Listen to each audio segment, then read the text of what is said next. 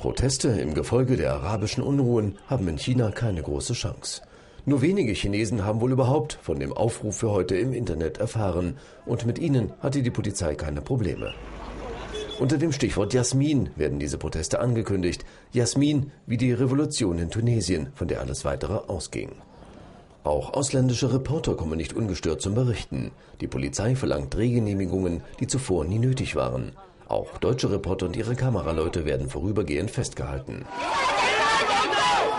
In Hongkong, das in China eine Sonderrolle hat, sind Proteste möglich. Bürgerrechtler wollen das nutzen, um vor der chinesischen Vertretung für ein bisschen Grün zu sorgen. Allerdings ausgerechnet in Form von Jasmin. Der Jasmin soll vor dem Symbol des kommunistischen Regimes wachsen, sagt ein Abgeordneter. Aber man lässt uns nicht.